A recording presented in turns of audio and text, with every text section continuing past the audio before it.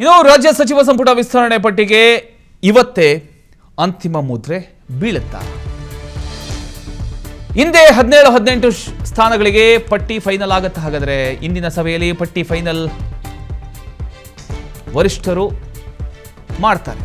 ಜಿಲ್ಲಾ ಜಾತಿವಾರು ಪಕ್ಷನಿಷ್ಠೆ ಆಧಾರದ ಮೇಲೆ ಸ್ಥಾನಮಾನ ಹಂಚಿಕೆ ಆಗುತ್ತೆ. 2-3 ಸ್ಥಾನಗಳನ್ನು ಖಾಲಿ ಬಿಡತಕ್ಕಂಥ ಸಾಧ್ಯತೆ ಇದೆ. ಅಸಮಾಧಾನವನ್ನು ತಣಿಸೋದಕ್ಕೆ ಕಾಂಗ್ರೆಸ್ ನಾಯಕರ ಒಂದು ಮೆಗಾ ಪ್ಲಾನ್ ಇದಾಗಿದೆ. ಕರ್ನಾಟಕ ರಾಜಕೀಯದ ಬಹು ನಿರೀಕ್ಷಿತ ಸಚಿವ ಸಂಪುಟ ವಿಸ್ತರಣೆಗೆ ಇವತ್ತು ನಿರ್ಣಾಯಕ ದಿನ ಆಗುತ್ತಾ? ಹಲವು ದಿನಗಳಿಂದ ನಡೀತಿರ್ತಕ್ಕಂಥ ಒಂದು ಚರ್ಚೆ, ಲೆಕ್ಕಾಚಾರ, ರಾಜಕೀಯ ಸಮೀಕರಣಗಳ ನಡುವೆ ಇವತ್ತು ಕಾಂಗ್ರೆಸ್ ಹೈಕಮಾಂಡ್ ಮಹತ್ವದ ಸಭೆಯನ್ನು ನಡೆಸ್ತಾ ಇದೆ. ಸಚಿವ ಸಂಪುಟ ವಿಸ್ತರಣೆಯ ಪಟ್ಟಿಗೆ ಅಂತಿಮ ಮುದ್ರೆ ಬೀಳ್ತಕ್ಕಂಥ ಸಾಧ್ಯತೆ ಇದೆ ಅಂತ ಹೇಳಲಾಗ್ತಾ ಇದೆ. ಮೂಲಗಳ ಪ್ರಕಾರ ಸುಮಾರು 17-18 ಸಚಿವ ಸ್ಥಾನಗಳಿಗೆ ಅಂತಿಮ ಪಟ್ಟಿ ಸಿದ್ಧಪಡಿಸ್ತಕ್ಕಂಥ ಕುರಿತು ವರಿಷ್ಠ ನಾಯಕರು ಇವತ್ತು ಚರ್ಚೆ ನಡೆಸೋ ಸಾಧ್ಯತೆ ಇದೆ. ಜಿಲ್ಲಾವಾರು ಪ್ರಾತಿನಿಧ್ಯ, ಜಾತಿ ಸಮೀಕರಣ, ಪಕ್ಷ ನಿಷ್ಠೆ ಹಾಗೂ ರಾಜಕೀಯ ಸಮತೋಲನದ ಆಧಾರದ ಮೇಲೆ ಸಚಿವ ಸ್ಥಾನ ಹಂಚಿಕೆ ಕುರಿತು ಅಂತಿಮ ನಿರ್ಧಾರ ಕೈಗೊಳ್ಳತಕ್ಕಂಥ ಸಾಧ್ಯತೆ ಇದೆ ಅಂತ ಹೇಳಲಾಗ್ತಾ ಇದೆ. ಆದರೆ ಈ ಕುರಿತು ಕಾಂಗ್ರೆಸ್ ಹೈಕಮಾಂಡ್ ಇನ್ನೂ ಕೂಡ ಅಧಿಕೃತ ಪ್ರಕಟಣೆ ಹೊರಡಿಸಿಲ್ಲ.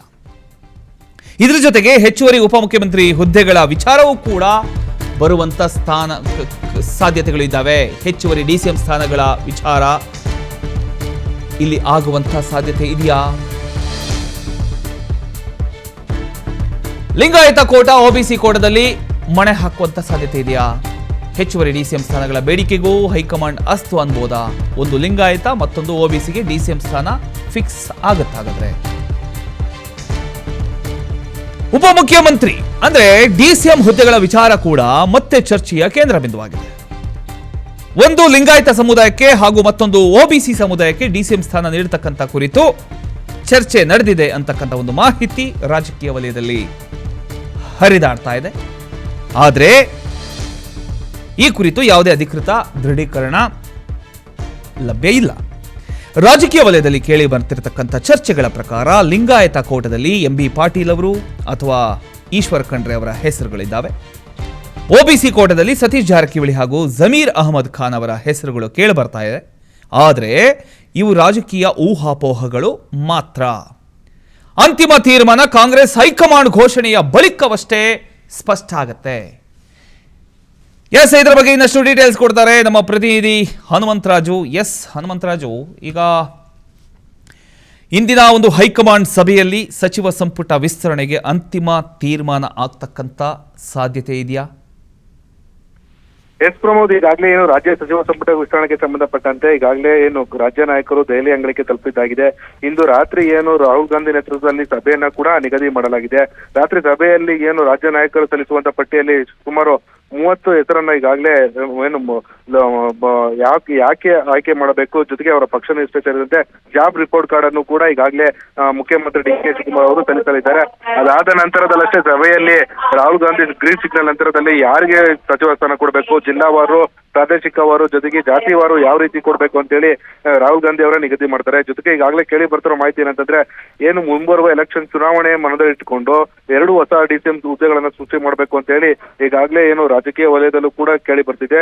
ಇದಕ್ಕೆ ಏನು ಒಂದು ವೇಳೆ ಹೈಕಮಾಂಡ್ ಗ್ರೀನ್ ಸಿಗ್ನಲ್ ಕೊಟ್ಟಿದೆ, ಅದಲ್ಲಿ ಲಿಂಗಾಯತ ಕೋಟದಲ್ಲಿ ಲಿಂಗಾಯತ ಸಮುದಾಯದಲ್ಲಿ ಇರ್ತಕ್ಕಂಥ ಮುಂಚೂಣಿ ನಾಯಕರಾಗಿರ್ತಕ್ಕಂಥ ಎಂಬಿ ಪಾಟೀಲ್ ಅವರಿಗೆ, ಜೊತೆಗೆ ಒಬಿಸಿ ನಾಯಕತ್ವದಲ್ಲಿ ಏನು ಗುರುತಿಸಿಕೊಂಡಿರ್ತಕ್ಕಂಥ ಸತೀಶ್ ಜಾರಕಿಹೊಳಿ ಅವರಿಗೆ ಒಬಿಸಿ ಕೋಟಾದಲ್ಲಿ ಡಿಸಿಎಂ ಸ್ಥಾನ ಸಿಗುವ ಸಾಧ್ಯತೆ ಕೂಡ ಹೆಚ್ಚಿದೆ.